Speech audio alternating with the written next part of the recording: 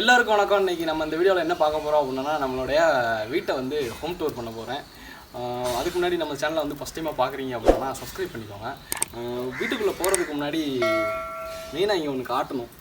என்ன அப்படின்னா, இப்போ வரைக்கும் எங்கள் வீட்டில் வந்து வெந்நி வைக்கிறதுக்கு வந்து விறகடுப்பு தான் யூஸ் பண்ணிகிட்ருக்கோம். வெந்நி வைக்கிறதுக்கு மட்டும் கிடையாது, சோறு வந்து இதில் தான் நாங்கள் பொங்குவோம். அதனால கேஸ் செலவு வந்து ரொம்ப மிச்சமாகும். அப்புறம் வீட்டுக்குள்ளே போகலாமா?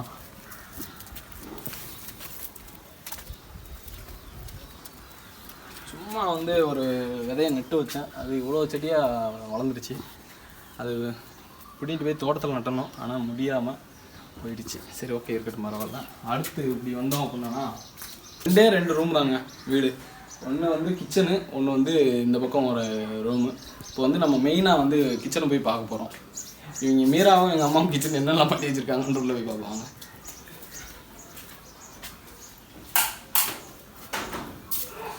ஸோ கிச்சனுக்குள்ளே வந்தாச்சு. வெளிச்சம் கரெக்டாக இருக்கா? போதுமா?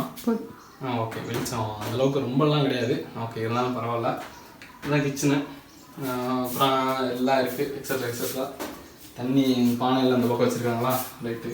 கிச்சனுக்குள்ளே வந்து ரொம்ப நாள் வந்ததுக்கப்புறம் ஃபீலிங்கு புதுசாக இருக்குது. எங்கே என்ன இருக்குன்ட்டே தெரியல.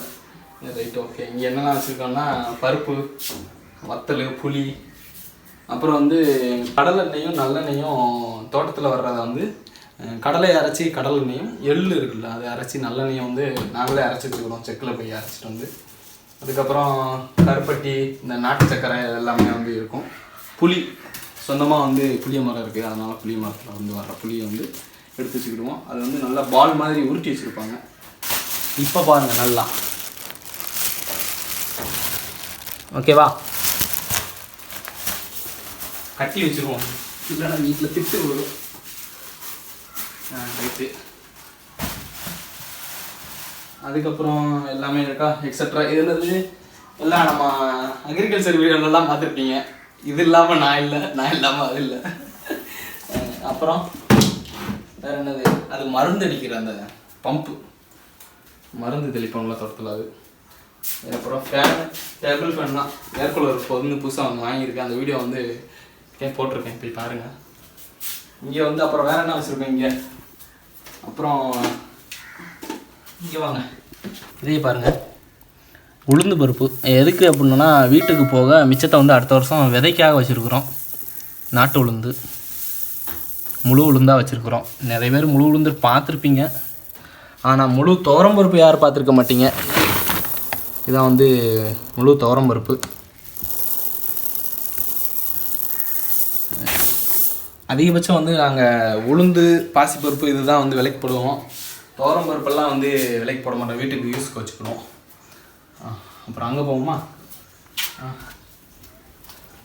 முக்கியமாக வந்து ஒன்று சொல்லணும், அந்த வீடியோ கடைசியில் வந்து அதை நான் காட்டுறேன். இந்த ரூம் போயிட்டு வந்துடும்.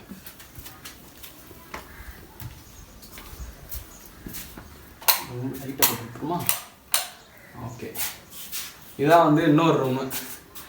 மெயினாக வந்து இங்கே அங்கே ஒரு ரூம், இங்கே ஒரு ரூம், மொத்தமே 2 ரூம் மட்டும்தான், எதுவுமே கிடையாது. அந்த பக்கம் பூஜை ரூமு, அதனால் ஒரு சோறு வைக்கல, ஒரு பார்ட்டிஷன் மாதிரி ஒரு திரையை போட்டு கவர் பண்ணியாச்சு. கட்டில் 2 கட்டில் இருக்குது.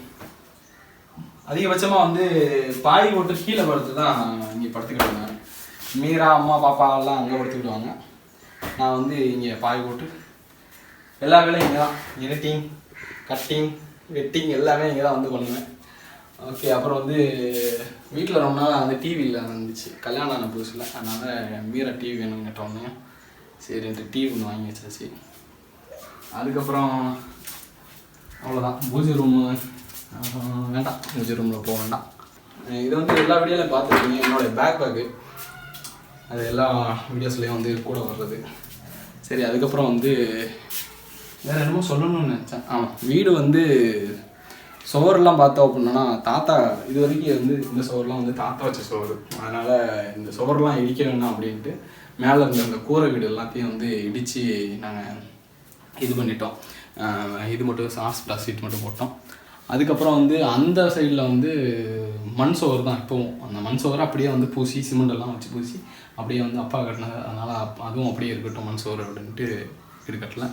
அதுக்கப்புறம் வந்து பார்த்தோன்னா ஒயிட் போர்டு இருக்குன்னு பார்த்தீங்களா, மீரா வந்து டீச்சர் இல்லையா, அதனால் ஒயிட் போர்டு சும்மா இருக்கிற நேரத்துக்கு வந்து நான் அந்த வீடியோஸ் என்னென்னலாம் அடுத்து போட போகிறோம் அப்படின்றத வந்து இதை எழுதி வைப்பேன், மறக்காமல் இருக்கணும். ஏன்னா இப்போல்லாம் வந்து லீவில் தான் இருக்கிறோம். அதனால்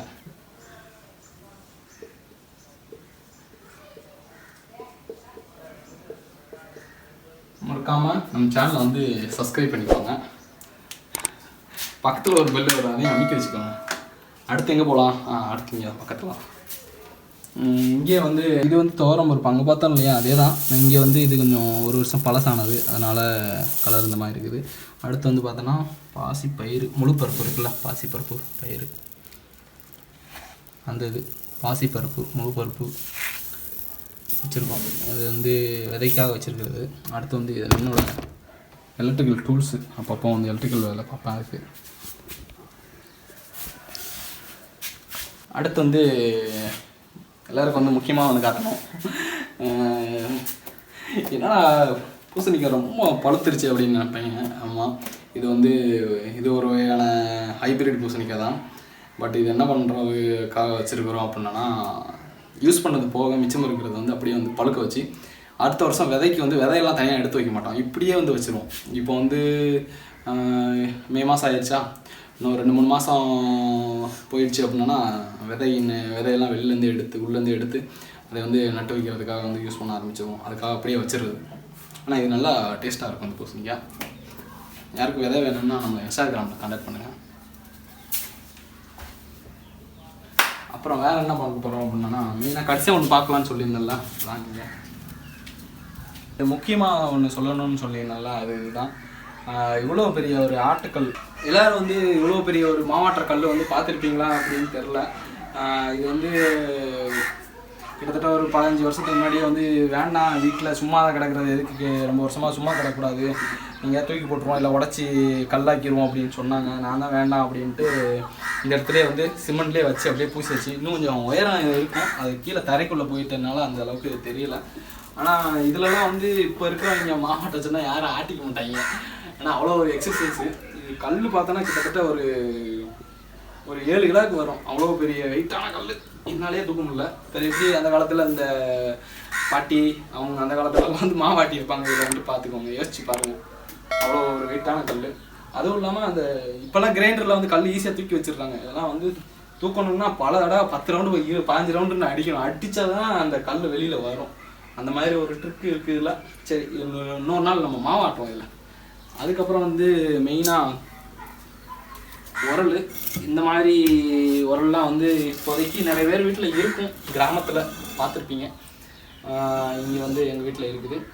முன்னாடி வந்து இது வரைக்கும் பார்த்துருப்பீங்க, அதுக்கு மேலே வந்து ஒரு தகரத்தில் செஞ்ச ஒரு இது வந்து வச்சுருப்பாங்க, ஒரு பொட்டி மாதிரி வச்சுருப்பாங்க.